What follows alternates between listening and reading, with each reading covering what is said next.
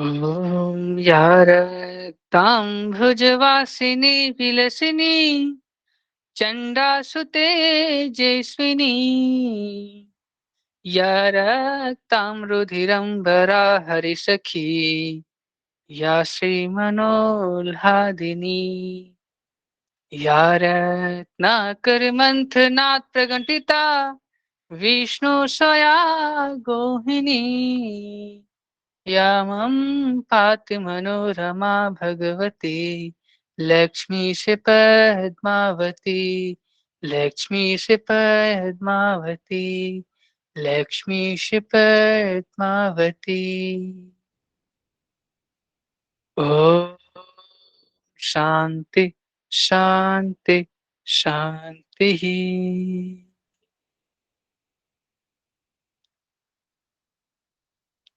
सहज भाव से अपने आंखों खोलें।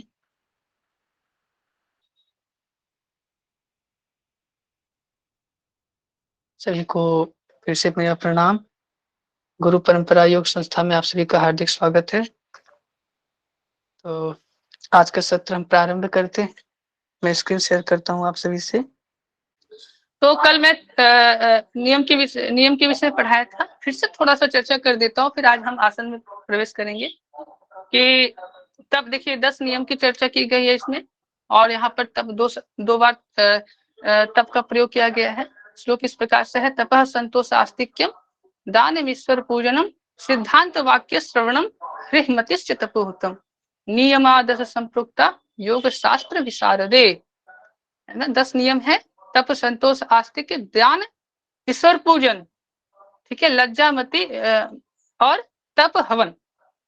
ठीक है, 10 यहाँ पर शब्द का प्रयोग है। अब यहाँ पर हम देखते हैं तप शब्द का अर्थ क्या होता है कि सभी प्रकार की द्वंद्वों अर्थात भूख, प्यास, सर्दी, गर्मी, मान, अपमान, लाभ, हानि, जय, पराजय, ठीक है, सुख, दुख, सभी में कैसी भावना रहनी चाहिए? जब सभी अवस्था में अपने आप में सम अवस्था में रहना ही तप कहलाता है। तब कहने का अर्थ क्या यहाँ पर प्रयोग किया कि टॉलरेट करना। ठीक है, आपको क्या है कि कोई आप योग्य व्यक्ति हो, एक वृद्ध व्यक्ति आ गए आप पे, कोई कारण से भी हो सकता है, आपका गलती हो उनका ही गलती हो, आप वो बहुत नाराज हो गए, गुस्सा हो गए, कोई भी कारण हो सकता है। तो आपको क्या करना है, वहां पर संयम से काम लेना है, क्या उनको उल्टा जवाब देना है, उनसे ऊंची आवाज में बात करना है। तो शिशु हो या वृद्ध हो, उनको दोनों की अवस्था जो है एक समान माना गया है। बच्चे और बूढ़े की अवस्था को एक समान माना गया है। तो क्यों माना गया? क्योंकि उनको वो मानसिक रूप से वीक हो जाते हैं, जो बहुत वृद्ध होते हैं, शरीर से पीड़ित होते हैं, क्योंकि जन्म, जरा, मृत्यु दुखों का कारण होता है ना। तो जब भी जरा की अवस्था आती है तो सबको क्या है, अपने आप में संयम कम जाती है, संयम नहीं बरतते। लेकिन हम क्या, हम तो योगी हैं, हमें तो ये योग्यता है, हमसे किस तरह से उससे शालीनता से बात करनी चाहिए। तो कंफर्टेबल और अनकंफर्टेबल सिचुएशन को भी बैलेंस बना के चलना है। ठीक है, तो दैट इज कॉल्ड द तप। अब देखिए यहाँ पर संतोष शब्द का प्रयोग किया गया है। तो संतोष का अर्थ क्या होता है? संतोष का अर्थ होता है सेटिस्फैक्शन। घनघोर अथवा पूर्ण रूप से पुरुषार्थ या मेहनत करने के बाद जो फल मिले उसी में संतुष्ट रहना, दैट इज कॉल्ड द संतोष। आप आपने बहुत मेहनत किया, मेहनत परिणाम से क्या हुआ कि आपने यूपीएससी क्लियर की, फिर आपको आईपीएस का पोस्ट मिला। तो आपके मन में रहा कि नहीं, मुझे आईएएस चाहिए था, मुझे आईपीएस के ही पोस्ट में मुझे मिला, तो क्या कितना अच्छा होता अगर मैं आईएएस ज्वाइन करता। क्योंकि मन में रहती है, किसी को आईपीएस ज्वाइन करने का होता है, कोई आईएएस। ये बहुत ऊंची अवस्था की बात बता रहा हूँ मैं। तो तो आपको जो आपके मेहनत के अनुसार, आपने इतना मेहनत किया, आपको वहां पर एक अच्छी पोस्ट मिल गई है, तो वो संतुष्टि, सेटिस्फेक्शन होना चाहिए कि हाँ मुझे ये तो पोस्ट मिला है, और प्रयत्न जारी रखिए, क्या पता आपको आगे और भी अच्छा पोस्ट मिला, आईएएस का ही पोस्ट मिले। तो एक मैं उदाहरण के स्वरूप में बताने की कोशिश की आपको। तब संतोष आस्तिक्य, आस्तिक्य का अर्थ क्या होता है कि ईश्वर में आस्था रखना। तो आस्तिक शब्द देखिए हम लोग दर्शन में ही पढ़े। अब दर्शन कितने हैं, टोटल कितने हैं भारतीय दर्शन? 6 छह है। षड छह दर्शन है, और क्यों 9 है। छह है? षट दर्शन भारतीय है, और हाँ 9 किसने बताया, नाम बताइए आपका। 3 थे वो। है ना, हाँ वेरी गुड, जिसने 9 बताया वो अच्छी बात है। तो 6 तो हमारे षट दर्शन होते हैं, वो हमारे आस्तिक दर्शन में कहलाते हैं। और 3 नास्तिक दर्शन कहलाते हैं। कौन कौन से? चरवाक है, नास्तिक दर्शन कौन से? जैन, चारवाक, बौद्ध और जैन, बौद्ध। जैन, जैन, बौद्ध, चरवाक। चारवाक। हाँ, बौद्ध, जैन और चारवाक। तो देखिए हम लोग क्या है ना, आस्तिक किसको हम आज तक समझते आए हैं कि आस्तिक जो है ना, कभी कभी हम ये शब्द सुने होंगे कि अरे ये पूजा पाठ नहीं करता, ये तो आस्तिक है। तो क्या पूजा पाठ नहीं करना, जो ईश्वर पे विश्वास नहीं करता, हम उन्हें आस्तिक बोल सकते हैं? बोलेंगे तो ऐसा नहीं है। नहीं, आस्तिक नहीं, शब्द का नहीं, प्रयोग ऐसे किसके नहीं। लिए किया गया है? नहीं हो सकता, क्योंकि आस्तिक शब्द का प्रयोग किया गया है कि जो वेद में विश्वास करने वेदों का वेदों चाहिए, अध्ययन नहीं करता है। हाँ, वेदों का को अध्ययन जानने करे, वाले को। वेदों को जानने वाला। वो हो सकता है वो प्रतिमा को विश्वास न करे, लेकिन ईश्वर पे तो विश्वास करता ही है। इन्हीं ने तो इस संसार को बनाया है। विज्ञान तो फेल नहीं है। नासा जो साइंटिस्ट वहां पर रहते हैं वो तो फेल नहीं है, क्योंकि वो भी आजकल विश्वास कुछ ऐसे ऐसे मिरेकल्स को मानना प्रारंभ कर दिए कि हाँ ये वास्तविक है। उन्होंने सच की सूर्य की लाइट ईयर के माध्यम से सूर्य का डिस्टेंस नापने के प्रयास किए। उन्होंने जब उनका मेजरमेंट कंप्लीट हुआ तो उन्हें पता चला कि हनुमान चालीसा में पहले इसका अच्छे से वर्णन किया गया। युग सहस्त्र योजन परभानु, तो युग सहस्त्र यहाँ पर किस लिए प्रयोग किया गया है? तो मैं इस विषय में पढ़ा ही रहा था आप लोगों को उस दिन। खैर आज मैं उस पर चर्चा नहीं करूंगा, क्योंकि हमारा टॉपिक अलग है, हम उस तरफ नहीं जाएंगे। कभी आपको इसके विषय में बताएंगे। तो आस्तिक क्या है कि जो वेद पे विश्वास करने वाले को आस्तिक कहते हैं, जो वेद पे पूरा विश्वास करे। और जो वेद पे विश्वास नहीं करते दैट इज कॉल्ड नास्तिक। ठीक है, तो हम उसे नास्तिक कहते हैं। तो आस्तिक का अर्थ क्या हो गया? यहाँ पर आस्तिक का अर्थ होता है कि ईश्वर पे आस्था रखना, ठीक है, और साथ ही साथ वेद को भी विश्वास करना, ग्रंथ को भी, हठ योग के ग्रंथ को भी विश्वास करना, और इसे दूसरे अर्थ में ईश्वर विश्वासी भी कहा जा सकता है। अब देखिए दान शब्द का प्रयोग, दान किसके लिए है कि जरूरतमंद को उसकी जरूरत की वस्तु देना दान कहलाता है, अर्थात अभावग्रस्त व्यक्ति की सहायता करना। आप दान किस प्रकार से कर सकते हैं? धन द्वारा दान कर सकते हैं, वस्त्र आदि देकर, किताबें देकर, खाद्य सामग्री देकर, है ना। सेवा, अपने समय दान दे सकते हैं। किसी सेवा काम में लगे, कहीं भूस्खलन हो गया, भूकंप आ गया, तो आप वहां पर जाकर के व्यक्ति की सहायता कर दिए। आपने सभी को फर्स्ट एड की सुविधा दे दी। किसी को आपने कहीं आग लग गया, वहां पर जाकर के आप उसे प्रिवेंट करने के प्रयास किए। साथ में जो भी वहां पर जितने भी फायर ब्रिगेड के हैं, उनको अगर कोई अनदर सहायता चाहिए, उनके पास अगर सहायता की कमी है, तो आप उनको जाकर सहयोग कर दिए। तो यहाँ पर कर्मदान और समय दान दोनों हो गया। तो समय दान की भी बहुत प्रधानता होती है। तो बहुत बड़ा महान दान होता है समय दान। अपना समय, अपने मूल्यवान समय, हर एक व्यक्ति के लिए 24 घंटा ही होता है। किसी के लिए ज्यादा, किसी के लिए कम नहीं। ऐसा नहीं कि अंबानी के पास 26 घंटे हैं, 30 घंटे होंगे और हमारे पास 24 घंटे ही है। तो समय बहुत मूल्यवान होता है। तो समय दान कम से कम किया कीजिए सही कार्य के लिए। आज हमारे देखिए गुरु परंपरा योग संस्थान है, यहाँ पर क्या है कि हम भी एक दान ही कर रहे हैं। हम सभी दान कर रहे हैं। दान यहाँ पर क्या कर रहे हैं? समय दान दे रहे हैं। तो यहाँ पर हम आपको ये सुना नहीं रहे कि हम दान कर रहे हैं। यहाँ पर दान का अर्थ होता है कि जो जिसकी संपत्ति की पूंजी हमारे पास है, जिस पूंजी के हम अधिकारी हैं, वो ज्ञान रूपी जो हमारे पास ऐश्वर्य है, हमारे पास जो धन है, उस धन को हम क्या कर रहे हैं? आप सभी से शेयर कर रहे हैं। और इस शेयर को करने से क्या होगा कि हमारे धन में और वृद्धि होगी, हमारे ऐश्वर्य में और वृद्धि होगी, इससे कभी कमी नहीं होने वाली। ऐसा है क्या कि मैं अगर आपको ज्ञान का ध्यान दूं तो वो कम हो जाएगा मुझ में? कोई बताएं, ऐसा संभव है? क्या दान के बाद है ईश्वर पूजन। तो पूजन सिर्फ ईश्वर पूजन का अर्थ क्या होता है कि अपने आराध्य देवता की पूजा अर्चना करने को ही ईश्वर पूजन कहा गया है।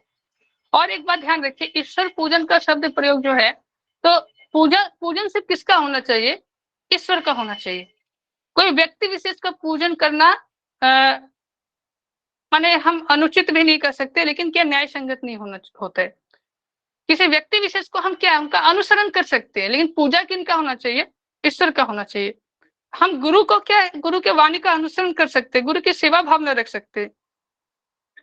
कोई भी व्यक्ति संसार में परिपूर्ण नहीं है, कभी ना कहीं किसी में भी अपूर्णता रहती है, लेकिन ईश्वर क्या है कि वो परिपूर्ण है, वो सर्वव्यापी है, वो निरंकारी है, निर्विकारी है, उनमें कोई विकार नहीं है, उनका आदि मध्य और अंत नहीं है। वो सृष्टि के कण-कण में विराजमान करते हैं और अपने भक्तों को, अपने शिष्यों को, अपने संतानों की रक्षा करते हैं।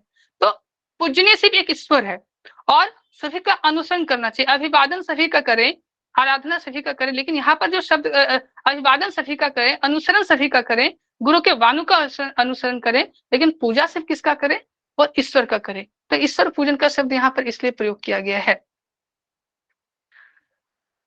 देखिए आजकल के क्या है जमाने में, जो हमने व्यक्ति विशेष की पूजा प्रारंभ कर दिए थे, क्या है कि एक से एक मठा ऐसे ऐसे व्यक्ति रहे जो कि मठाधीश बनकर बैठ गए हैं। आप पूजन सिर्फ ईश्वर का करें जो सभी विकारों से माने कि है, माने सभी विकारों से वो परे है।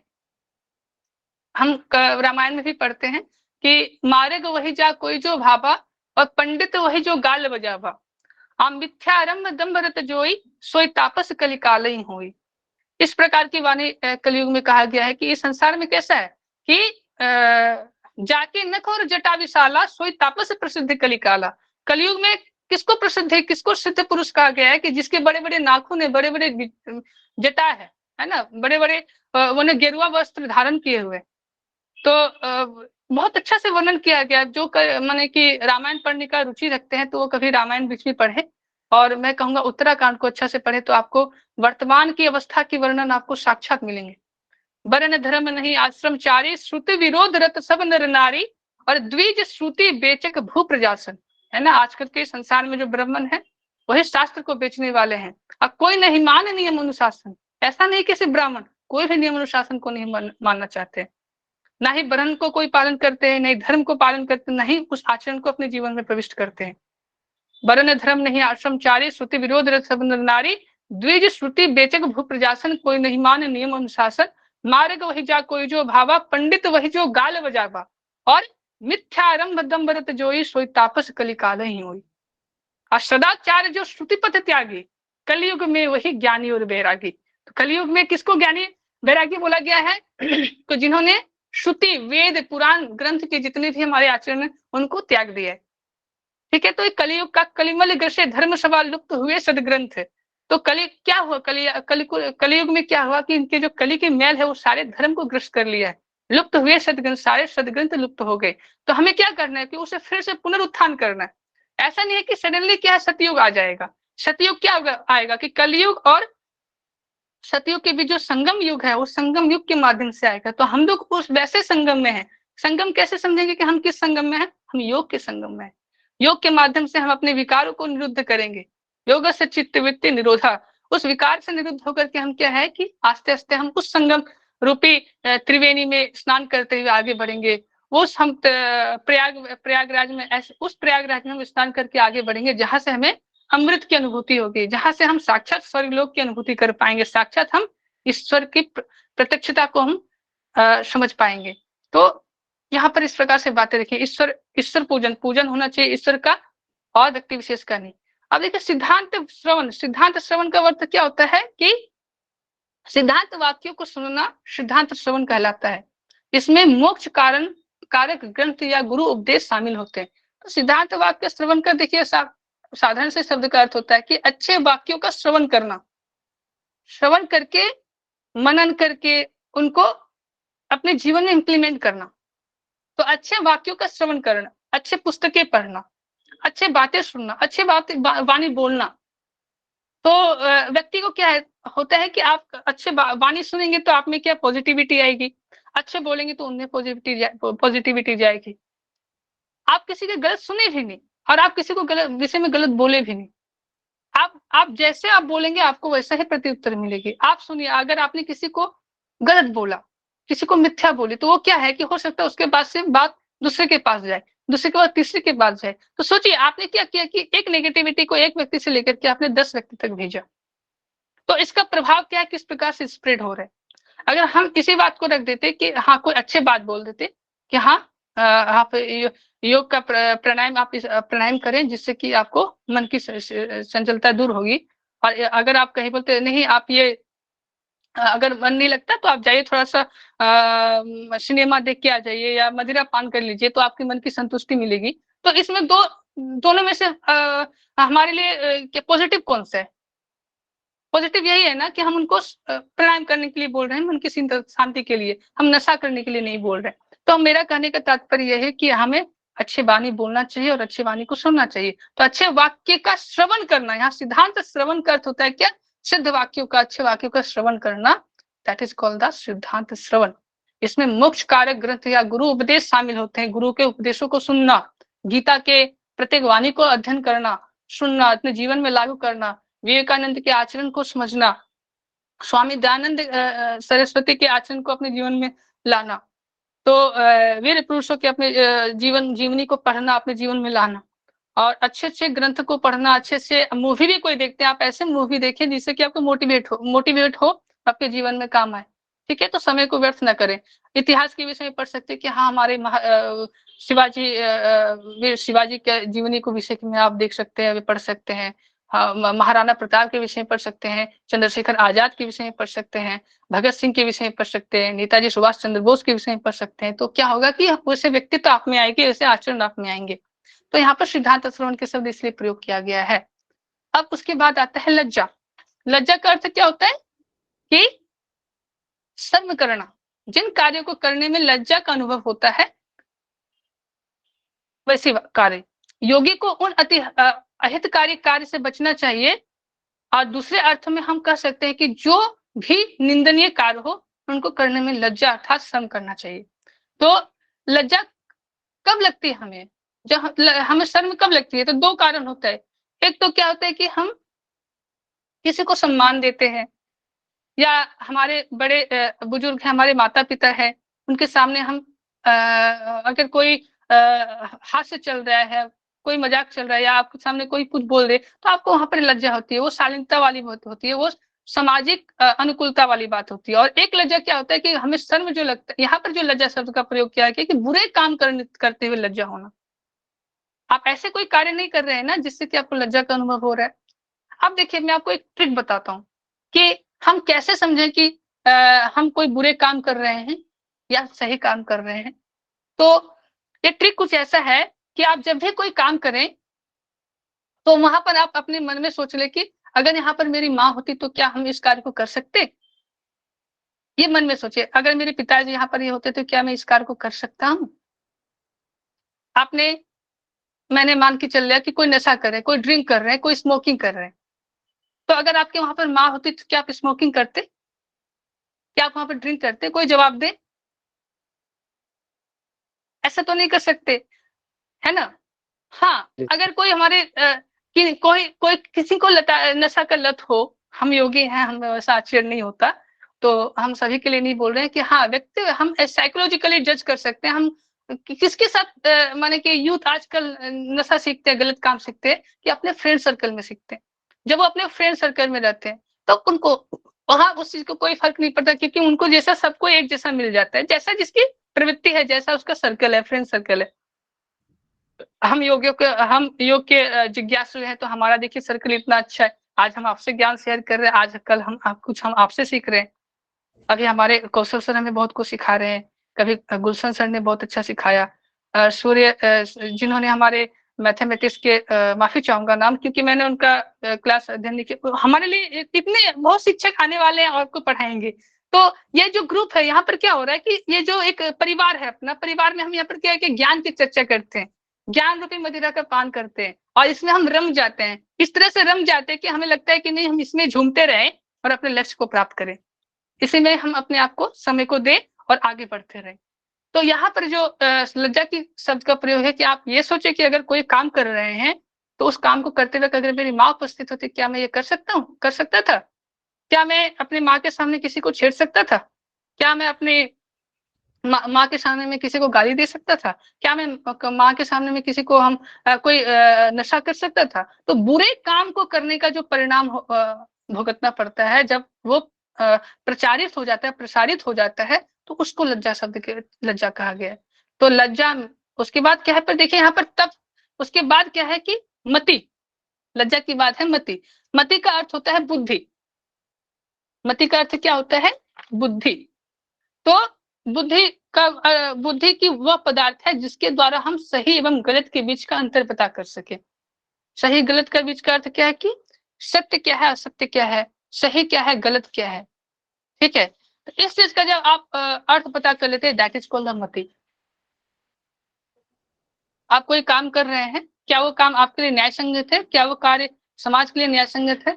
क्या वो समाज के लिए गलत है?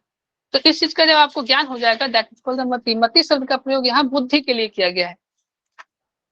अब उसके बाद देखिए यहाँ पर तप, तप, तप का शब्द का प्रयोग फिर से किया गया है। यहाँ इस सूत्र में तप को 2 बार प्रयोग किया गया है। तप का सामान्य अर्थ होता है दंडों को सहन करना, ठीक है, जिसका वर्णन हम पहले कर चुके हैं। तो यहाँ क्या है, देखिए तप के बारे में क्या है कि यहाँ तप के संबंध में 2 बातें हो सकती है। एक तो यह कि यहाँ तप का अर्थ योग साधना के दौरान की जाने वाली तपस्या से हो सकती है। दूसरा, कुछ विद्वानों को ऐसा मानना है कि यहाँ पर तप की बजाय दम शब्द का प्रयोग किया गया होगा। दम का अर्थ होता है अपनी इंद्रियों का दमन करना। क्योंकि श्लोक में तप शब्द का ही प्रयोग किया गया है, तो यहाँ पर तप का अर्थ तपस्या से भी लिया जा सकता है, ठीक है। ये गुरु जी का कहना है। माने कि इसके विषय में जो है ना सस्पिशन है, बताया था ना कि धनु प्रमाण तप के विषय में, और आगे कुछ आपको ऐसे ऐसे शब्द मिलेंगे जिसमें लगेगा कि हाँ ऐसे शब्द का प्रयोग यहाँ क्यों किया गया है। आप देखेंगे जब यहाँ पर हम आगे पढ़ेंगे तो यहाँ पर यमों में यहाँ पर नियमों में श्रेष्ठ को अहिंसा बताया गया। तो अहिंसा हम कहाँ पढ़े थे, यम में पढ़े थे या नियम में पढ़े थे? अहिंसा यम में पढ़े थे, लेकिन यहाँ पर क्या है कि नियम में श्रेष्ठ बताया अहिंसा को, और जो नियम में श्रेष्ठ, नियम में अहिंसा का शब्द का वर्णन ही नहीं है। तो ये जो है ये तर्कपूर्ण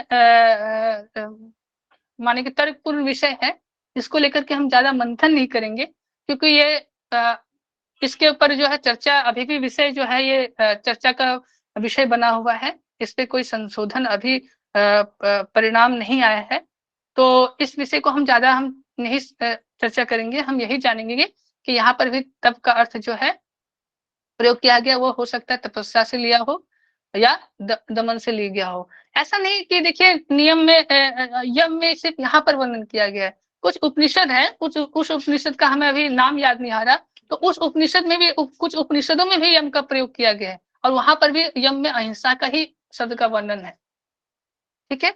वहां पर भी नियम में ऐसा नहीं है कि अहिंसा का शब्द का नियम में वर्णन किया गया है।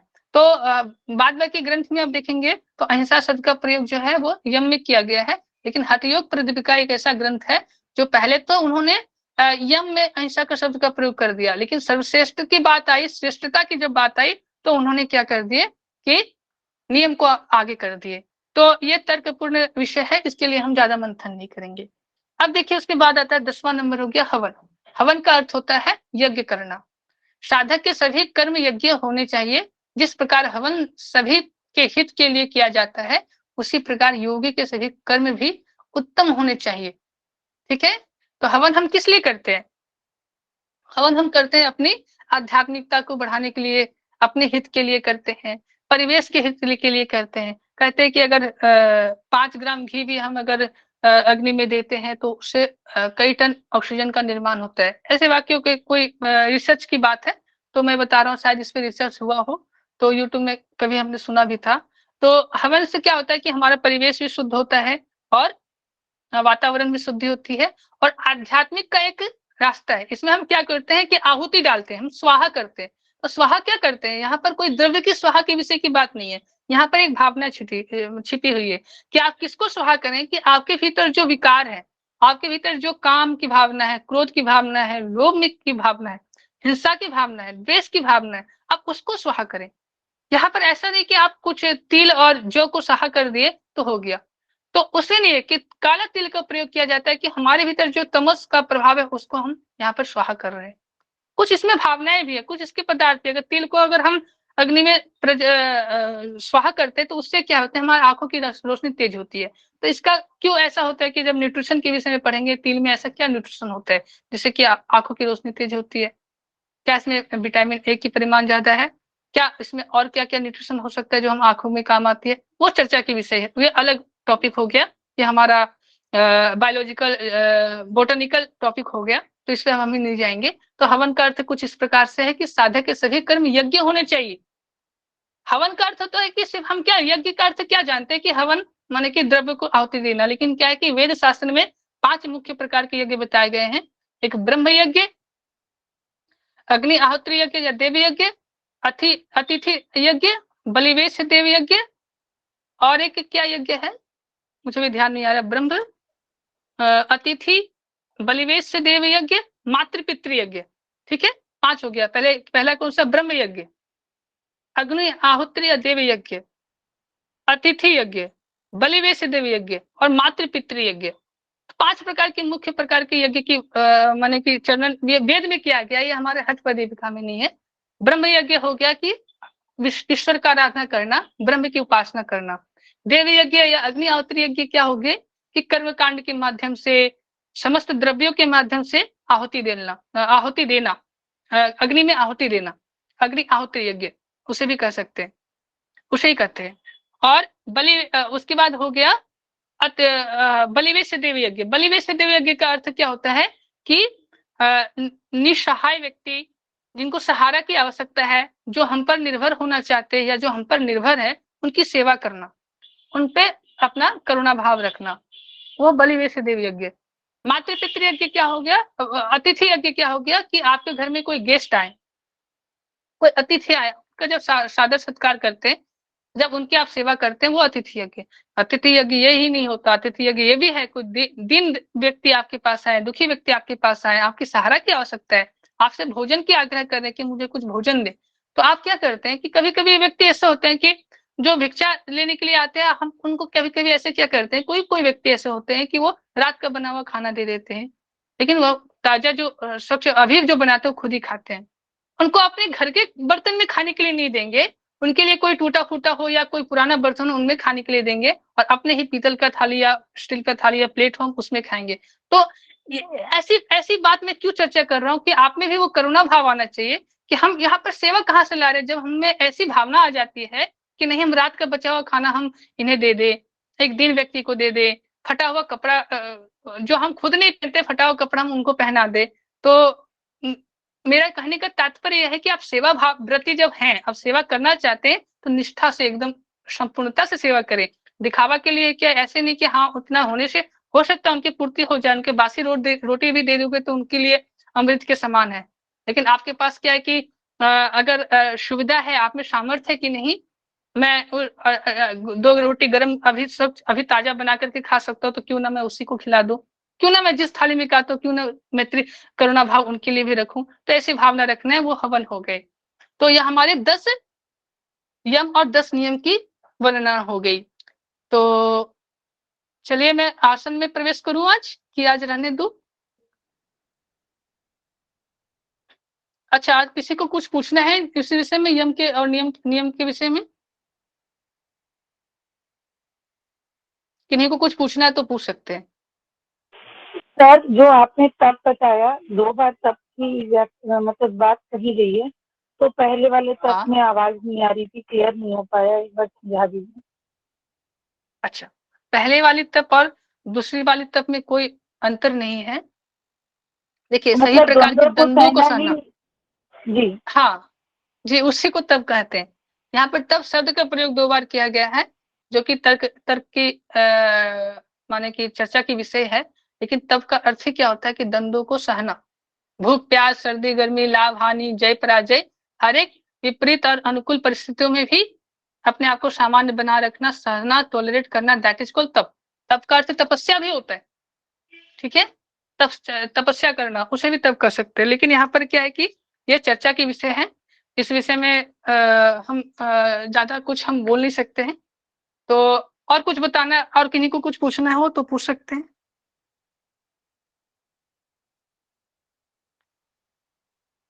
चलिए, कल हम आसन के विषय में पढ़ेंगे, आसन का वर्णन करेंगे, जानेंगे कि आसन के विषय में क्या बताया गया है। तो पहले देखिए, आसन में जो 19वां नंबर श्लोक है, वहां पर आसन की वर्णन की गई है कि हठस्य प्रथमांगत्वाद आसनम प्रांगत्वाद आसनम पूर्वमुच्यते कुर्यात् आसनम स्थैर्यम आरोग्यम चांगलाघवम। तो इसका अर्थ क्या होता है कि स्वामी स्वात्माराम ने आसन के हड्डियों को पहले अंग रूप में मानते हैं। तो पहले अंग मानते हुए कि इसके लाभ के वर्णन में पूछते हैं। जिन्होंने हठ्य प्रदीपिका पढ़े हैं, तो आसन का लाभ क्या बता सकते हैं? आसन का लाभ क्या है? 3 लाभ उन्होंने बताया है। स्थिरता प्राप्त करना, आरोग्य होता है और शरीर हल्कापन होता है। लाघवतम है ना, आरोग्यम और लाघवता की बात कही गई है। तो आइए हम थोड़ा सा चर्चा करते हैं आसन क्या है। आसन का अर्थ क्या होता है, कोई बता सकते हैं आसन का अर्थ क्या होता है? पतंजलि में भी पढ़े ना योग दर्शन में। स्थिरम सुखम आसनम है स्थिर सर, सुखम प्रयत्न आसनम। साफल्य समापत्तिभ्याम। स्थिरम सुखम आसनम। स्थिरम सुखम आसनम प्रयत्न शैथिलानंत समापत्तिभ्याम। तो देखिए व्याकरण के तौर पे हम इसके पहले व्याकरण शब्द को जानते हैं कि आसन का अर्थ क्या होता है। एक ही बात होती है, विषय कुछ एक ही है कि व्याकरण शास्त्र में भी अगर हम देखें आसन के बारे में तो आसनेन इति आसनम, अर्थात आसनेन इति आसनम का अर्थ क्या है कि जो स्थिर है वही आसन है, जो स्थिर है वही आसन है। आसन क्या है कि आप अगर स्थिरता से बैठे हुए, शांत बैठे हुए, श्वास प्रश्वास भी आपका कि समान एकदम समता भाव से है, आप एकाग्रता से किसी चीज को ध्यान से सुन रहे हैं, तो वो जो चंचलता का जो यहाँ पर अभाव है वही आसन है, आसनेन इति आसनम। और योग दर्शन में भी हमने पढ़ा है कि स्थिरम सुखम आसनम। हम सांख्य दर्शन भी यही कहते हैं, सांख्य दर्शन में भी आसन की परिभाषा इसी तरह से देते हैं, स्थिरम सुखम आसनम। तो यहाँ पर भी देखिए आसन का क्या है कि 3 लाभ बताया गया है। तो यहाँ पर हठ प्रदीपिका में आसन के मुख्य रूप से 3 लाभ बताए। इसके अतिरिक्त जो आसन है, जितने भी आसन का वर्णन किया गया है, तो कुछ आसन का यहाँ पर लाभ नहीं है, कुछ आसन के लाभ के वर्णन में बताया गया है, लेकिन वो पर्टिकुलर आसन के हैं। बट यहाँ पर टोटली आसन का लाभ क्या बताया है? स्थिरता, आरोग्यता और हल्कापन। अगर आपको क्वेश्चन दे दिया जाए कि आसन में दे दिया जाए कि स्वस्तिक आसन का लाभ क्या है, और वहां पर आपको ऑप्शन दे दिया स्थिरता, ठीक है, उसके बाद दे दिया उदर रोग समाप्त होता है, जठराग्नि प्रदीप्त होता है, और एक लाभ विष को समन कर, विष का भी समन हो जाता है। तो आप कौन सा उसमें ऑप्शन चुनेंगे? स्थिरता। स्थिरता चुनेंगे, क्यों? क्योंकि स्वस्तिक आसन जब हम पढ़ते तो उसमें तो कोई आसन के लाभ के विषय में नहीं बताया, ये तो प्रत्यक्ष है। आगे हम पढ़ते हैं, बात को हम क्लियर करते हैं कि देखिए मुख्यतः हठ प्रदीपिका में 15 आसन की वर्णन की गई है, ठीक है। तो मुख्यतः 15 आसन की वर्णन की गई है, और उसमें लाभ कितने आसन के विषय में बताया है, बताइए कितने आसन के लाभ के विषय में बताए हैं?